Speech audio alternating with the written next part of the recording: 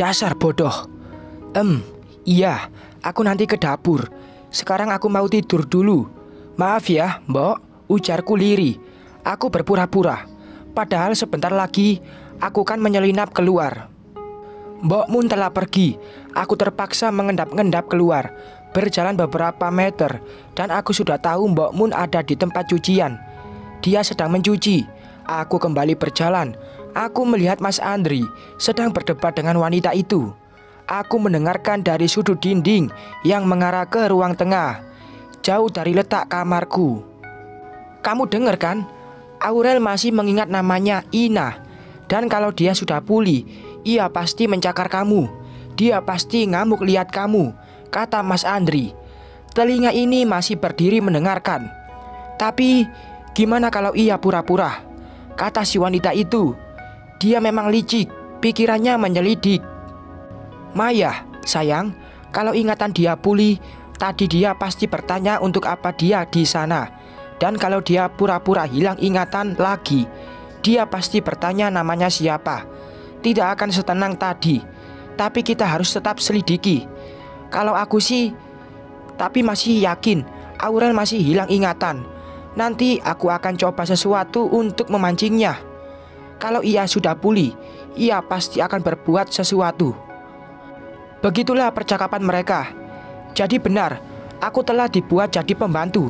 Awas saja kalian, aku yang akan tipu kalian. Alasan kamu tak buang aku, pasti kamu masih butuh tanda tanganku untuk mengalih nama perusahaan. Otakmu selicik itu, Mas. Dan aku baru tahu, wanita itu namanya Maya. Sekarang aku tahu, mereka memanfaatkan amnesiaku ini. Demi apa? Pasti demi harta, tahta dan kekuasaan. Aku yakin ini di luar ekspektasi mereka tentang aku amnesia. Namun itu malah dibuat peluang untuk mereka. Setelah aku tahu semua yang Mas Andri dan Maya bicarakan, aku langsung kembali ke kamar. Kepala ini masih sangat pusing. Maksudku adalah untuk memikirkan rencana, untuk mengibuli mereka dengan secara tidak langsung melindungi aset-aset milikku. Aku tak mau hasil kerja keras papa dan mama berakhir tragis di tangan kedua orang serakah itu. Dan aku baru berpikir, Mas Andri dulu sangat santun, baik dan perhatian, hanya untuk mengambil perhatianku. Ya, yang sebenarnya ia incar adalah hartaku. Beginilah nasib seorang wanita yang tidak punya lagi tempat untuk mencurahkan isi hati. Sampai-sampai aku terbutakan oleh cinta Mas Andri. Tak-tuk, tak-tuk. Suara langkah kaki mendekat. Pastinya itu Mas Andri dengan si Maya. Suara sepatunya amat nyaring. Tak mungkin Mbok Mun atau Pak Nasir yang datang dengan suara langkah seperti itu. Untungnya aku sudah sampai di kamar. Aku pura-pura tidur lalu terbangun saja kalau mereka masuk. Krek. Benar saja, ada yang membuka pintu. Aku tiba-tiba bangun dan yang membuka pintu adalah Mas Andri. Tuh, Tuan, sapaku gagap. Aku tahu kalau waktu amnesia aku memanggilnya dengan sebutan Tuan, bukan dengan sebutan Mas. Dia menyelinap masuk. Kamu masih ingat kamu siapa? Kata Mas Andri sambil mendekat. Dia malah duduk di sampingku. Maaf, Tuan, Ina nggak enak kalau Tuan duduk di sini. Nanti pacar Tuan marah. Aku melipat kedua kaki bermaksud menjauh darinya. Ingin bergeser ke belakang sudah pas-pasan. Wajah Mas Andri yang tadinya gugup, kulihat menghela nafas dengan lega. Oh, syukurlah. Kamu masih ingat nama kamu? Enggak. Nyonya Maya enggak akan marah, jawabnya sambil tersenyum. Entah, setan apa yang sudah merasuki diri ini, hingga aku mau menikah dengan pria tukang tipu sepertinya. Parasnya tidak begitu tampan. Dia juga bukan orang tajir. Hanya tubuhnya saja yang menjulang tinggi, bagaikan pohon kelapa. Haha. Nyonya Maya di mana? Selidiku. Jadi aku memanggil si Maya itu dengan sebutan Nyonya. Ya ampun, dasar si Maya gak tahu malu. Apa ia tak berpikir kalau aku hanya sandiwara waktu itu? Maya sudah pergi. Oh ya, kepala kamu masih sakit. Aku pijitin. Tawarnya manis. What? Apa maksudnya? Ya, kita mahram. tapi aku sedang pura-pura lupa ingatan. Maaf, Tuan, gak enak. Lebih baik Tuan pergi saja. Atau saya yang akan pergi. Saya mau ke dapur. Gak enak kalau masih tetap tidur. Aku berusaha menjauh. Tatapan Mas Andri licik sekali. Ini, dia cari kesempatan saat tak ada Maya. Atau memang sengaja menggodaku untuk mengetahui kebenaran ingatanku. Ina, kita kan dulu pernah dekat. Kita amat dekat. Kamu masih ingat tidak? Ujarnya lagi dengan tatapan yang akan membuatku terpesona. Kalau aku jawab tidak pernah, dia pasti curiga. Aku memasang wajah panik. Sengaja. Astagfirullah. Tuan, jadi kita pernah dekat? Maksud Tuan saya godain Tuan? Enggak, gak mungkin Tuan.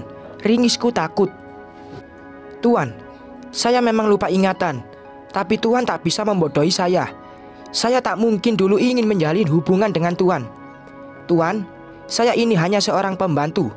Elaku, aku terperanjat dan duduk meringis ketakutan. Apa ekspresinya? Ina, kita memang pernah ada hubungan. Dan aku sama sekali tak mencintai Maya. Kamu lebih aku pilih dibanding dia. Kamu gak inget? Katanya lagi makin nyosor. Dia berniat merapat daguku. Namun aku segera mengibas jari nakalnya.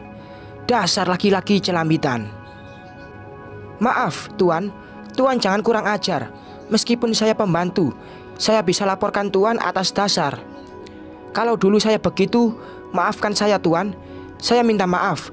Saya lebih baik pulang kampung saja. Aku terus meringis ketakutan.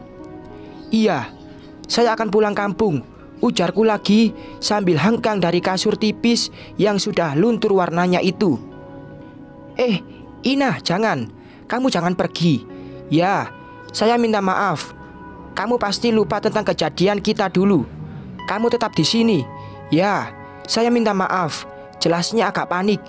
Aku masih belum tahu maksud Mas Andri. Dia ingin mengetahui apa aku bohong atau tidak, atau mencari kesempatan di saat Maya tidak ada. Dan kalau ya, aku masih hilang ingatan, mungkin aku akan percaya saja kalau kita pernah ada hubungan. Dan bisa jadi ia berbuat yang tidak-tidak padaku. Tapi kami kan suami istri. Tetap saja aku jadi takut padanya. Lebih ke jijik. Aku mulai mengatur napas. Tuan, tolong jangan paksa saya buat mengingat. Saya tahu saya orang tak punya, tapi saya tak mau ternoda sebelum saya menikah. Aku masih meringis agak ketakutan.